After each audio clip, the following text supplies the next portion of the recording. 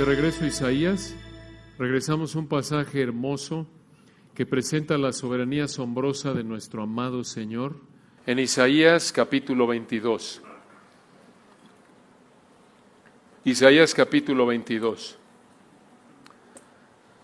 Aquí en Isaías capítulos 21 al 23 recordarán que estamos estudiando la sección completa. El capítulo 22 es donde nos quedamos en nuestro último estudio. Pero en Isaías capítulos 21 al 23 encontramos 5 profecías que te enseñan el control de Dios.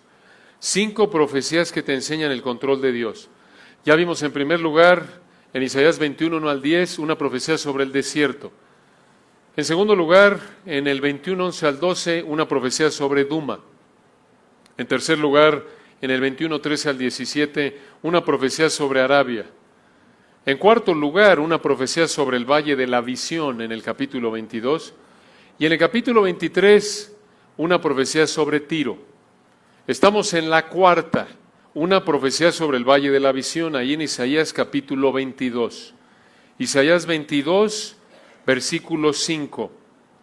Aquí en Isaías 22, 5, recuerden lo que vimos en los versículos anteriores. Isaías continúa hablando del juicio que Dios traería sobre Jerusalén y hermanos, observen otra vez este énfasis tan fuerte en la soberanía de Dios, en su control de todo, que es sumamente consolador. Véanlo ustedes, versículo 5, Isaías 22, 5. Porque día es de alboroto, o en el hebreo de pánico, de angustia y de confusión, o en el hebreo de pisar. Versículo 5 continúa, de parte del Señor. Esta palabra Señor traduce la palabra hebrea Adonai. Ya hemos visto esa hermosa palabra Adonai, ese nombre de Dios que muestra o enfatiza que Él es el soberano que tiene autoridad y dominio supremos. Y como si no hubiera sido suficiente, el Espíritu de Dios presenta otro nombre de Dios que vuelve a enfatizar la soberanía de Dios. Ya con Adonai será suficiente. Pero encima de que Él es el Señor, el soberano que tiene la autoridad y dominio supremos, continúa el versículo 5. Porque día es de alboroto, de angustia y de confusión, de parte del Señor, y escuchen esto, Jehová de los ejércitos. Otra vez ese nombre, Yahweh Tsabaot, el soberano que dirige todo para cumplir sus propósitos. A eso apunta ese nombre de Dios. Y observen en dónde, versículo 5. En el Valle de la Visión, se refieren a Jerusalén aquí, para derribar el muro y clamar al monte. Parece que la idea de esta última frase es que se lamentan y los montes alrededor de Jerusalén hacen eco de este lamento. Entonces aquí en el versículo 5 vemos que el soberano, el único, la única persona en todo el universo, en la creación, Él es el único que puede predecir y cumplir el futuro y también predecir y cumplir lo que dice sin estorbos. Y aquí en el versículo 5, Adonai, Yahweh Tsabaot, juzgaría a Jerusalén. Y juzgaría a Jerusalén, observen cómo, versículo 6, Isaías 22, 6. Y Elam tomó aljaba se refiere a ese estuche en donde se guardan las flechas, ¿recuerdan? Y Elam, versículo 6, obsérvenlo de nuevo, tomó aljaba con carros y con jinetes, y Kir sacó el escudo. Observen aquí las palabras Elam y Kir, son 2 lugares. De estos 2 lugares, Isaías 22, 6, de Elam y de Kir venían soldados de los asirios que habían sitiado a Jerusalén. Esta era la situación de Jerusalén aquí en Isaías capítulo 22. Los asirios, el imperio asirio lo había sitiado, lo había rodeado, estaban a punto de atacar. La situación era crítica. Imagínense como si en México en este momento estuviéramos rodeados por todos lados por ejércitos extranjeros que estuvieran a punto de atacar, que estuvieran en la frontera con Estados Unidos, la frontera sur, ahí en el Golfo y en el Pacífico, que estuvieran buques de guerra listos para atacarnos. Esa es la situación. Y observen cómo responde Jerusalén, los israelitas, ante este ataque que desde el punto de vista de ellos era inminente. Véanlo ahí en el versículo 7. Dios les dice, tus hermosos, o en el hebreo, tus mejores valles fueron llenos de carros y los de a caballo acamparon a la puerta. De nuevo, el versículo 7 indica que los ejércitos extranjeros ocuparon los valles que rodean a Jerusalén. Y observen lo que dice el versículo 8. Isaías 22:8. Esto nos empieza a enseñar lo que los israelitas estaban haciendo para prepararse. Estaban sitiados, rodeados de ejércitos asirios. ¿Qué iban a hacer? ¿Cómo iban a responder? En el versículo 8 empezamos a ver cómo se prepara Judá, los israelitas en Judá, para la respuesta, para defenderse. Isaías 22:8, obsérvenlo. Y desnudó, en el hebreo descubrió la cubierta de Judá, y miraste en aquel día hacia la casa de armas del bosque. Esta casa, ahí en el versículo 8 de armas del bosque, la construyó Salomón. De acuerdo con Primero de Reyes, capítulos 7 y 10, era una bodega, era un almacén donde guardaban armamento. Entonces la idea aquí del versículo 8 es que están viendo ahí en el versículo 8, miraste en aquel día hacia la casa de armas del bosque, en otras palabras, ya te estabas preparando, es la idea, estás ya considerando usar las armas.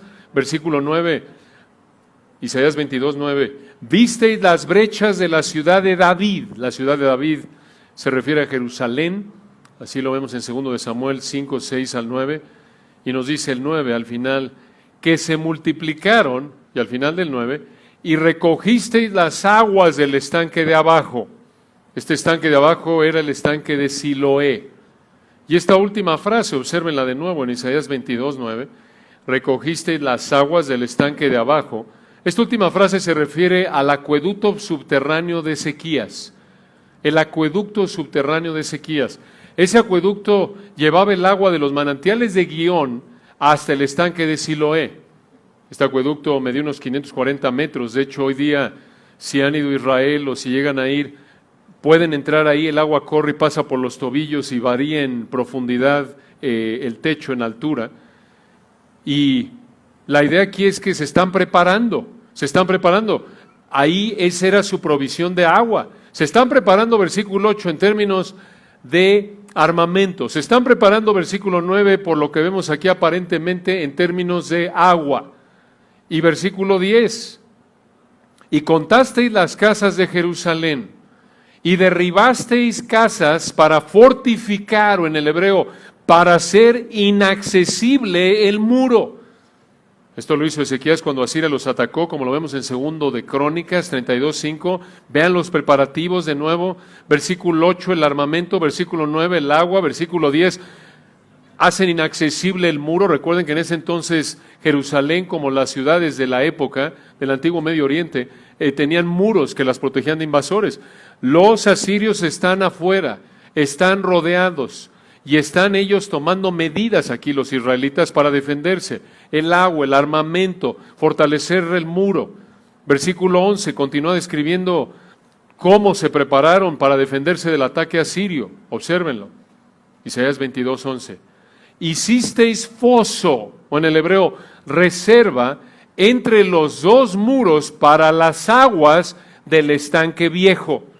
Ese estanque viejo es el mismo estanque del versículo 9. La idea de nuevo es que están proveyendo, haciendo los preparativos necesarios para defenderse del ataque asirio. Pero hubo un problema. Observen el problema. Versículo 11 al final. Y no tuvisteis respeto, o en el hebreo no viste al que lo hizo, ni mirasteis de lejos al que lo labró. Esas dos frases, al que lo hizo y al que lo labró, se refieren a Dios. Y aquí al final del versículo 11, escuchen esto, hermanos, Dios los condena porque tomaron medidas para protegerse. Estaban preparando el armamento, la provisión de agua, reforzando el muro, tomaron medidas para protegerse, pero no buscaron depender de Dios. No buscaron la dirección de Dios. Olvidaron esa verdad de Proverbios 21:31, donde dice, el caballo se alista para la batalla, mas Jehová es el que da la victoria. Hermoso texto. Hay que prepararse, el caballo se alista para la batalla, hay que preparar el caballo para la batalla, Hicieron lo correcto al prepararse. No estuvo mal que se prepararan. Lo que estuvo mal es que al final del 11 no tuviste respeto al que lo hizo, ni mirasteis de lejos al que lo labró. Lo que estuvo mal es que se prepararon actuando como si ellos fueran soberanos, como si todo dependiera de ellos, como si ellos tuvieran la última palabra. Ese fue el problema. No buscaron a Dios, no buscaron al Señor pidiendo su guía, dependiendo de Él. Y hermanos, es tan importante este principio. Debemos planear, debemos prepararnos para enfrentar toda situación, pero siempre en dependencia del Señor. Siempre. Te preparas y dependes del Señor, ambos. Nada de que, bueno, voy a depender del Señor, solo voy a orar y estudiar la Biblia y no hago nada. No, estás pecando, eso es irresponsable. La Biblia te manda a prepararte, por así decirlo, usando las palabras de Proverbios 21:31. Tienes que preparar el caballo para la batalla, pero siempre en dependencia de Dios. ¿Cómo dependemos de Dios? Versículo 11 nos da la pista, véanlo de nuevo, al final. Y no tuvisteis respeto, o esa frase tuviste respeto, ya dijimos en el hebreo, significa no viste al que lo hizo, ni mirasteis de lejos al que lo labró. ¿Cómo dependemos de Dios? Viendo a Dios, concentrándonos en Dios. ¿Cómo? ¿Cómo se ve esto en la práctica? Se ve de dos maneras. En primer lugar, pensando y actuando conforme a la Biblia, y en segundo lugar, orando. Veamos con más detalle esto. Esta dependencia de Dios se ve en pensar y actuar conforme a la Biblia. Esto lo vemos reflejado, misma idea en Santiago 4, versículos 13 al 16. Si me acompañan ahí por un momento. Santiago 4, versículos 13 al 16. Aquí Santiago da, recuerdan, una serie de pruebas de fe genuina. Aquí les escribe a su audiencia para mostrarles cómo se ve la fe genuina, para que estén seguros de que son salvos. Y una de esas pruebas es la dependencia de Dios al planear. Obsérvenlo, Santiago 4:13.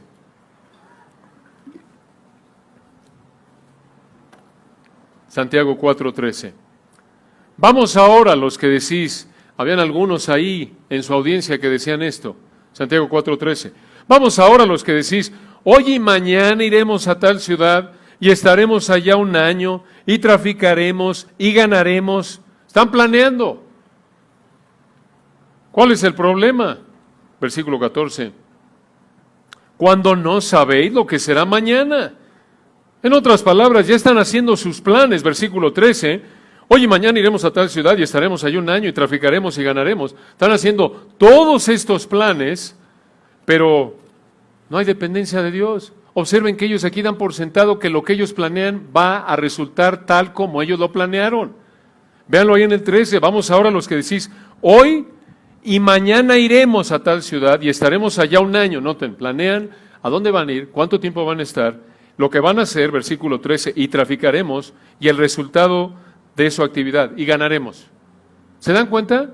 Están dando por sentado que lo que ellos planearon se va a hacer. Están actuando, escuchen, como si fueran soberanos, como si ellos tuvieran la capacidad de controlar todo en la creación para cumplir sus planes. Y el Señor les dice, versículo 14, por favor, esto obvio es apócrifo el por favor, pero el 14 dice, escuchen, cuando no sabéis lo que será mañana. En otras palabras, no tienes idea de lo que va a pasar mañana. ¿Por qué dice eso? Versículo 14, por la debilidad de la vida humana. Véanlo. Porque ¿qué es vuestra vida? Ciertamente es neblina que se aparece por un poco de tiempo y luego se desvanece. Neblina, refiriéndose a ese vapor que vemos cuando exhalamos en una mañana fría y desaparece casi de manera inmediata. A eso asemeja aquí el Espíritu de Dios nuestra vida. Es corta y es frágil. ¿Qué tan corta y frágil?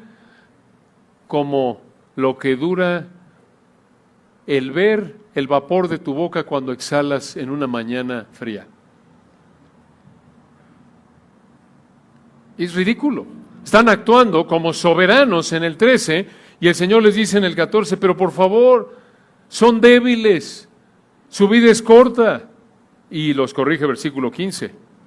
En lugar de lo cual, en lugar de actuar como si fueran soberanos, en lugar de lo cual deberíais decir, versículo 15, si el Señor quiere, viviremos y haremos esto o aquello. ¿Se dan cuenta? No condena la planeación, lo que condena es una actitud independiente de Dios al planear. Y hermanos, el decir si el Señor quiere no es una fórmula mágica, no es que, bueno, si el Señor quiere voy a hacer. No, es la actitud, la manera de pensar, que estés consciente, como dice la palabra de Dios, que la realidad es que tu vida es corta y frágil y que ni siquiera tenemos idea si vamos a estar vivos esta tarde, mucho menos mañana, mucho menos en un año. Este anuncio que dio Toñito hace un momento, ese es el plan, hermanos, pero pues, Señor, en cualquier momento cambia todo, ¿no es cierto? En cualquier momento, el caballo se alista para el día de la batalla, pero Jehová es el que da la victoria. En cualquier momento pasa algo.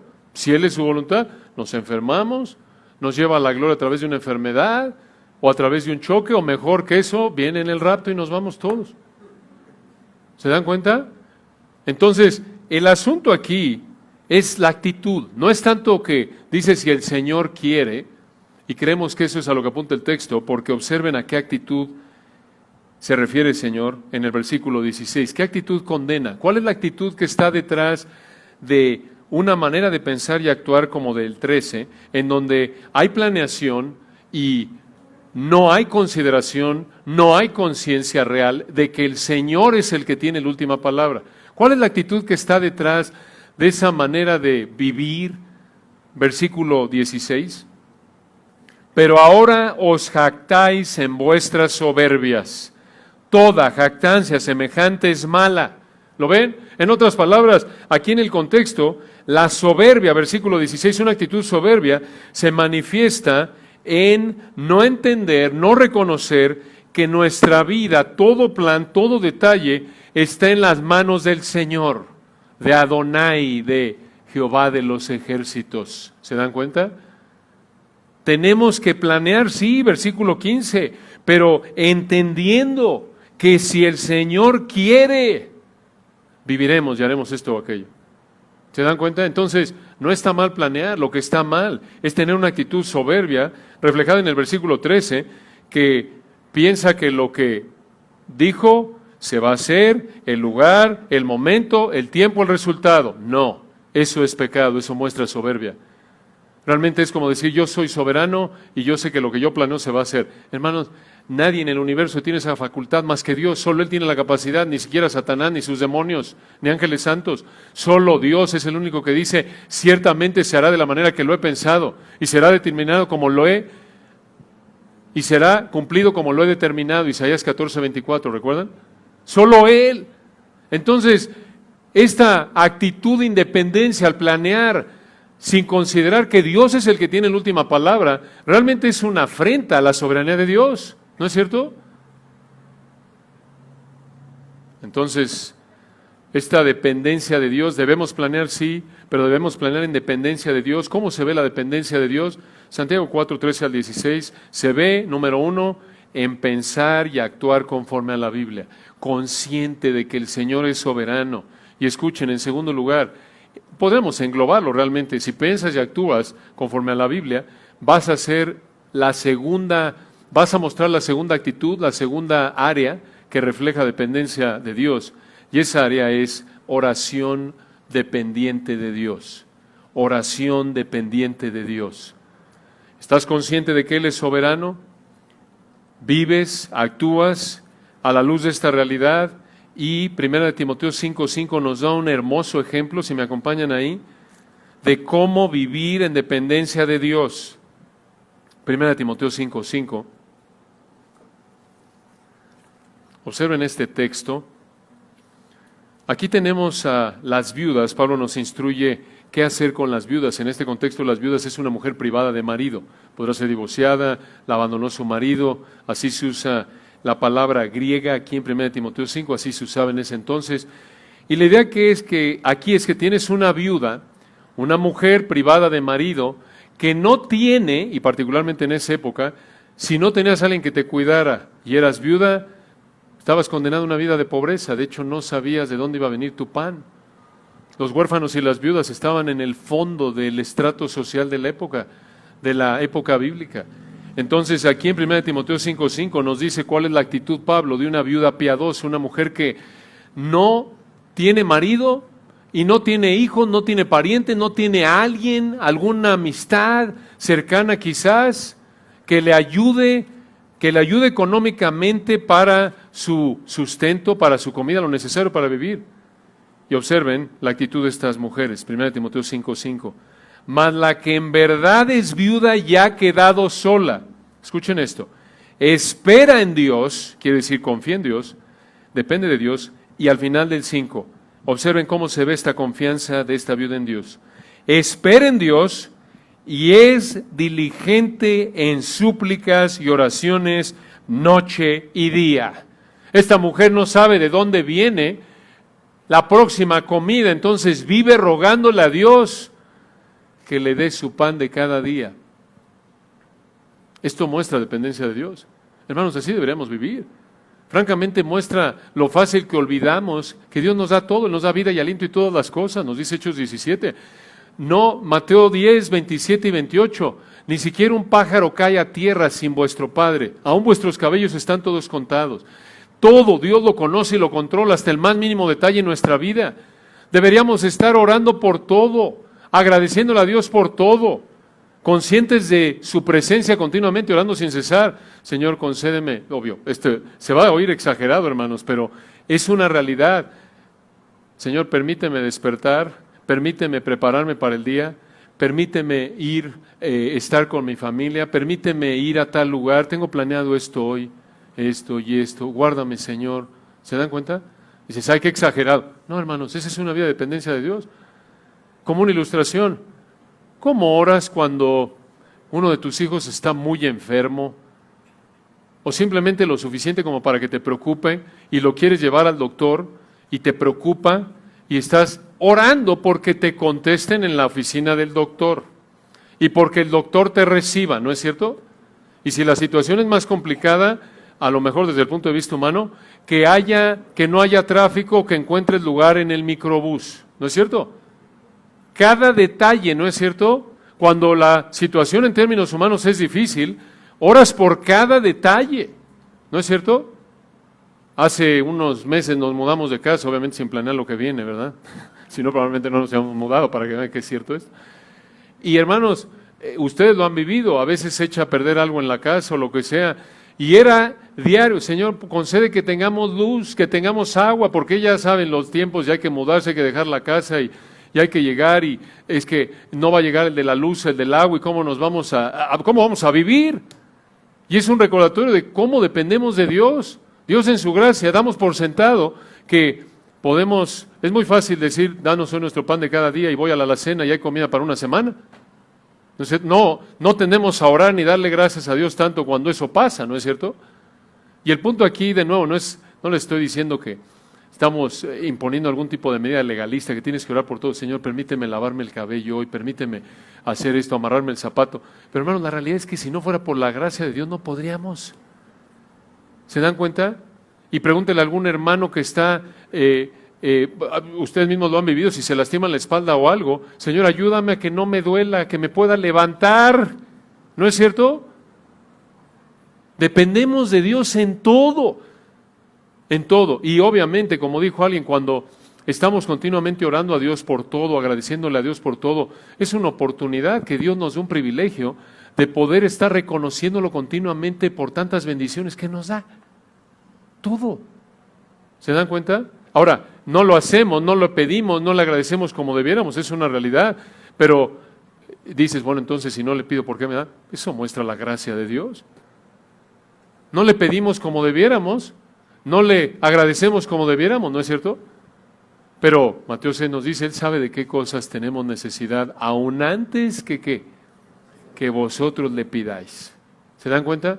Entonces, el punto aquí es la actitud de estar regresando a la palabra y estar conscientes, hermanos, de que Él nos da vida y aliento y todas las cosas. y damos por sentado la gracia de Dios, pero recuerden, es gracia, no merecemos que Dios nos dé tanto. Y cuando te pones a analizar cada detalle, puedes ver, puedes estar sentado en este momento, puedes estar en este techo, cada detalle. ¿Ven lo generoso que es Dios? Tantas bendiciones que nos da sin merecerlo. Entonces, regresando a Isaías capítulo 22, este fue el problema con los israelitas de la época de Isaías. Se prepararon, estuvo bien, pero no dependieron de Dios. Entonces, observen lo que sucedió. Vean de nuevo otra vez lo que pasó. Tenemos aquí que en el versículo 8 se preparan con las armas, 9 el agua, 10 fortalecen el muro, 11 está el agua ahí, pero el problema, vean esto al final del 11 otra vez para retomar el pasaje, la idea del texto. Dios les dice en el 11, hicisteis foso entre los muros para las aguas del estanque viejo. Y aquí está el problema al final del 11, y no tuvisteis respeto al que lo hizo, ni mirasteis de lejos al que lo labró. Dios dijo, no dependen de mí, no me buscaron. ¿Cómo responde Dios ante esto? Versículo 12, por tanto, esto nos muestra que debido a la actitud del versículo 11, que ya dijimos, como lo vemos en Santiago 4, esa actitud soberbia, manifestada en que se prepararon sin considerar a Dios, Dios entonces responde, versículo 12, por tanto, el Señor, Adonai, el soberano, Jehová de los ejércitos, el que controla todo para cumplir sus propósitos. ¿Por qué es que Dios repite tanto esto? ¿Se dan cuenta? En tan solo unos versículos hemos visto que Dios les dice, versículo 5, Señor, Jehová de los ejércitos. Y otra vez aquí lo vuelve a hacer en el 12, por tanto, el Señor, Jehová de los ejércitos. ¿Por qué repetir tanto esto? Quizás, el texto no lo dice de manera explícita, para mostrar un contraste fuerte entre el verdadero soberano y ellos que actuaban como si fueran soberanos. Y Dios les está recordando, un momento, ustedes no son soberanos. Soy Adonai el que tiene el control y autoridades supremas. Soy el que controla todo para que se cumplan mis propósitos. Pero estos estaban actuando como si fueran Adonai, como si fueran soberanos, como si fueran Jehová de los ejércitos, preparándose y todo, así como si la batalla dependiera de ellos, sin considerar a Dios. Entonces, versículo 12, observen cómo Dios los reprende. Isaías 22, 12, por tanto, el Señor, Jehová de los ejércitos, llamó en este día a llanto y endechas, en el hebreo duelo, a raparse el cabello y vestir cilicio, quiere decir tela áspera de pelo de cabra. Observen aquí, hermanos, la secuencia. Versículo 11, no quisieron depender de Dios frente al ataque asirio. Entonces, versículo 12, Dios los llamó al arrepentimiento, al dolor, a la tristeza, que va de la mano con el verdadero arrepentimiento de su pecado. Y aquí vemos lo que aprendimos en Santiago 4, que la autonomía, el planear o el vivir la vida de manera autónoma sin considerar a Dios es pecado. Y por eso Dios les dice, arrepiéntanse. Están pecando al actuar así. Están pecando al prepararse en términos humanos, pero versículo 11, no tener respeto al que lo hizo ni mirar de lejos al que lo labró. Esto es no depender de Dios, no buscar su ayuda. Lo mismo en Santiago 4, es toda jactancia es mal, el vivir, mañana iremos a tal ciudad y viviremos y haremos y traficaremos y ganaremos. La misma actitud. Aquí vemos que esta actitud es pecado, por eso Dios los llama a arrepentirse. Y observen cómo responde en versículo 13.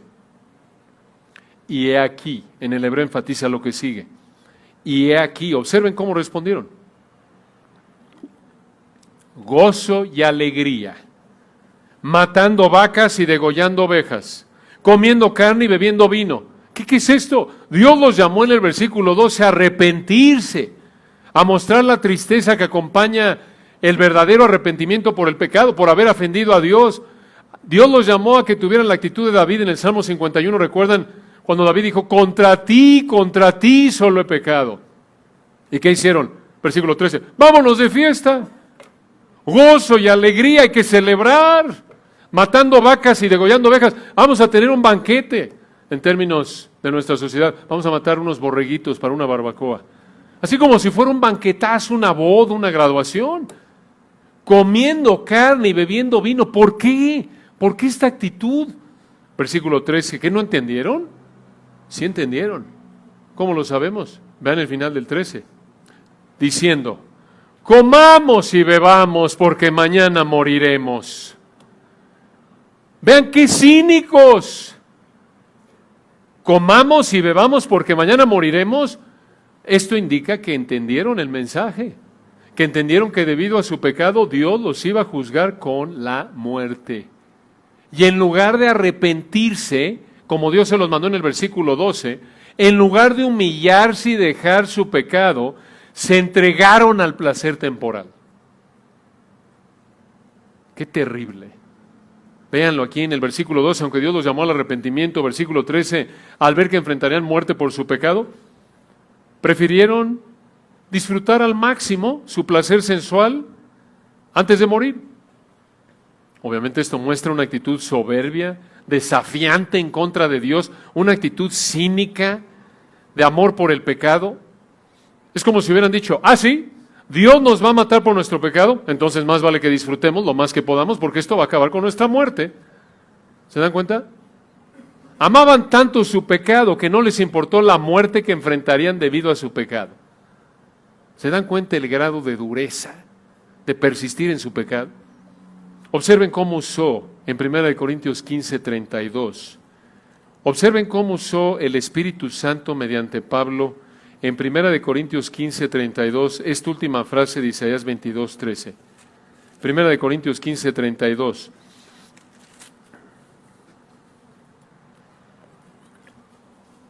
Recordarán que aquí en el contexto,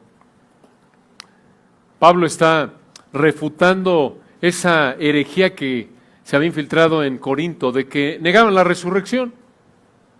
Entonces Pablo les explicó, confrontó este error, les dijo, están mal, es ridículo, y una de las cosas que les dice está en 1 Corintios 15:32. Y aquí viene. Dice Pablo, si como hombre batallé en Éfeso contra fieras, ¿qué me aprovecha? Si los muertos no resucitan, comamos y bebamos, porque mañana moriremos. Esto indica que cuando alguien tiene la idea equivocada de que no hay resurrección, adopta esta idea. Cuando alguien tiene la idea equivocada de que la muerte física es el fin del todo, adopta esta idea. Si piensas que dejas de existir al morir, vas a terminar pensando que más vale que disfrutes la vida, porque se te acaba al morir. Y claro, esto es un error, como lo dice 1 Corintios 15:32. Es como un pariente querido que tuvimos que ya falleció, no fue cristiano, y con una actitud desafiante hacia el Señor, y le dijeron, deja esas prácticas en tu vida, deja ese alimento, te está matando, ya estaba muy enfermo, y dijo, no, ¿para qué? Le decían, por ejemplo, no comas carnitas, te está matando por su problema específico, y comía carnitas, si mal no recuerdo, cada fin de semana. Le decían, pero ¿cómo es posible? De todas maneras me voy a morir, más vale que disfrute. Esa actitud egoísta. Obvio, eso fue desde el punto de vista temporal humano. Pero hermanos, eso no es lo que enseña la Biblia. Que todo se acaba con la muerte física. Hay vida después de la muerte. Y todo ser humano será resucitado. Por un lado, a los que Dios perdonó mediante la fe en Cristo serán resucitados para el cielo. Y por otro lado, los que rechazaron al Señor Jesucristo serán resucitados para el infierno eterno. Esto lo enseña la Biblia en todos lados, pero vean un texto que lo resume en Juan 5:28 al 29. Juan 5:28 al 29. Vean cómo el Señor enseñó esto de manera clara y breve en este texto conocido. Juan 5:28. Juan 5:28. Aquí dijo el Señor en Juan 5:28, no os maravilléis de esto, porque vendrá hora cuando todos los que están en los sepulcros oirán su voz. Todos los muertos físicamente. Y versículo 29, y los que hicieron lo bueno saldrán a resurrección de vida. Esto es los salvos, mas los que hicieron lo malo a resurrección de condenación. Recibirán un cuerpo especial para sufrir en el infierno. Los que hicieron lo malo, esto es lo que no se repitieron. Esto no enseña salvación por obras. Los que hicieron lo bueno, un cuerpo semejante al de la gloria suya, al del Señor Jesucristo físico, para estar en el cielo. Esto no enseña salvación por obras, aunque dice el versículo 29, los que hicieron lo bueno, los que hicieron lo malo, simplemente muestra que aquel que realmente es creyente lo va a manifestar por una vida de obediencia. Sabemos que esto no es salvación por obras, porque retrocedan ahí al versículo 24, Juan 5:24. El Señor dijo, de cierto os digo, el que oye mi palabra y crea al que me envió, tiene vida eterna y no vendrá condenación, mas ha pasado de muerte a vida. Esto es salvación por la fe, manifestada en una vida cambiada. Y hermanos, esto es una realidad. Mateo 25:46 nos dice, hablando ahí del juicio de las ovejas y los cabritos, que los cabritos representando a los incrédulos al final de la tribulación, Mateo 25:46, e irán estos al castigo eterno y los justos a la vida eterna. Eterno, eterna, misma palabra en el griego. Nada de que, aun como en algunos círculos cristianos dicen, no hay infierno, todo se acaba, Dios es demasiado bueno como para mandar a alguien al infierno, todo se acaba al morir, Dios aniquila. Y de hecho algunos dicen, esta herejía, que en el juicio del gran trono blanco los incrédulos que mueran sin Cristo, ahí Dios les va a dar una segunda oportunidad. Eso no dice el texto, simplemente les enseña la razón por la que van al lago de fuego eterno. Los justos son los que Dios declara justos mediante la fe en Cristo, no sus obras. Entonces, regresemos a Isaías 22:13, ya estamos a unos minutos de terminar. Isaías 22:13, en lugar de que los israelitas de Judá se arrepintieran de su soberbia, se mofaron de Dios, en el versículo 13, desafiando su juicio, y por esta razón observen lo que Dios dijo, versículo 14.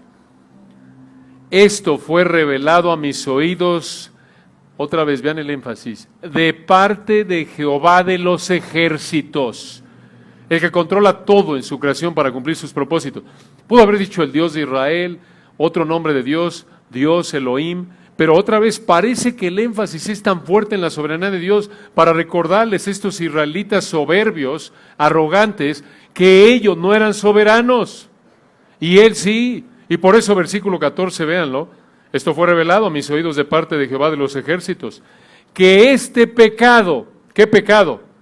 Lo que acabamos de ver en el versículo 13, esta actitud desafiante de que al oír que Dios los llamó al arrepentimiento por su pecado de soberbia, ellos se mofaron y dijeron, vamos a celebrar porque de todas maneras Dios nos va a matar.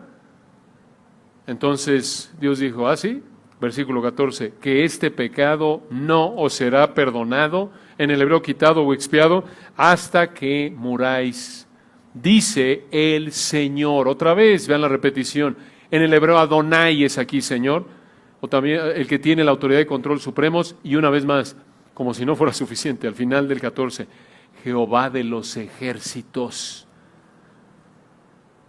Dios juzgaría su actitud soberbia, desafiante con la muerte. Su pecado no le sería perdonado. ¿Por qué? Porque no se querían arrepentir. No sea que alguno de nosotros piense, hombre Dios, versículo 14, ¿dónde está la misericordia, la paciencia, la gracia? ¿Cómo que versículo 14, este pecado no será perdonado hasta que muráis? Dios ha mostrado su gracia. Dios les dijo, versículo 12, arrepiéntanse. Y ellos en el versículo 13 dijeron, sí, ¿cómo no? Comamos y bebamos. No, y Dios dijo, no. Su pecado no les sería perdonado porque ellos preferían aferrarse a su pecado, aferrarse a su actitud soberbia, obstinada. Aunque Dios los había llamado al arrepentimiento mediante Isaías, no se arrepintieron. Y por esta razón serían juzgados. Y por cierto, hermanos, esto cumplió lo que Dios dijo que haría. Recuerdan en Isaías 6, 9 y 10, cuando Dios llamó a Isaías a predicar y le dijo, mira, ve a predicar, pero no te van a escuchar. Van a ser juzgados porque no te van a escuchar. Escuchen, quizás algunos de ustedes están como ellos en esta mañana. Oyen y oyen la palabra de Dios, pero no quieres dejar tu pecado. Aquí hay un principio muy importante y francamente un principio que nos debe estremecer y es el siguiente. Aferrarte al pecado te garantiza el juicio de Dios. Aferrarte a tu pecado garantiza el juicio de Dios en tu vida. Ahí en Romanos 2, un último texto y terminamos con este. Romanos 2 lo vemos ilustrado en el caso del incrédulo impenitente. ¿Recuerdan estas conocidas palabras en Romanos 2, 4 al 6? En Romanos 2, 4 al 6, Pablo dijo esto. Romanos 2, 4. ¿O menosprecias las riquezas de su benignidad, paciencia y longanimidad, ignorando que su benignidad te guía al arrepentimiento? Versículo 5. Pero por tu dureza y por tu corazón no arrepentido, atesoras para ti mismo ira para el día de la ira y de la revelación del justo juicio de Dios. ¿Qué tan justo es ese juicio? Versículo 6. El cual pagará a cada uno conforme a sus obras. No puedes sobornar a Dios, no hay impunidad con Dios. Dios no se intimida porque vienes de tal familia o tienes tal dinero, nada. El hecho de que Dios diga que va a juzgar a cada uno según sus obras muestra la justicia perfecta de su juicio. Totalmente imparcial, cero impunidad, perfecto, totalmente objetivo. Dices de nuevo, pero esto se oye a salvación por obra. No. Efesios 2:8. Por gracia sois salvos por medio de la fe, ¿recuerdan? Y esto no de vosotros, pues es don de Dios, no por obras para que nadie se gloríe. Y en el versículo 10 concluye, porque somos hechura suya, creados en Cristo Jesús para buenas obras, las cuales Dios preparó de antemano para que anduviésemos en ellas. En otras palabras, si realmente tienes fe, si Dios te ha salvado por la fe, se va a manifestar en obras buenas. Vas a hacer lo bueno, en términos de Juan 5. En otras palabras, la constante en tu vida, por imperfecta que sea tu obediencia, va a ser la obediencia a la palabra de Dios. Entonces, si tú no te has arrepentido y creído en Cristo para salvación y mueres en esa condición, Dios te va a juzgar en el infierno eterno. Y si eres cristiano y estás persistiendo en algún pecado, y lo sabes, y oyes la palabra y sabes que tienes que dejar X pecado y sigues en ese pecado, quizás eres creyente realmente, pero también te expones a que Dios te juzgue al disciplinarte. Hebreos 12. Entonces no sigas los pasos de estos israelitas de Isaías 22, no desafíes a Dios al persistir en tu pecado, humíllate, dejando tu pecado y sometiéndote a Dios. Oremos.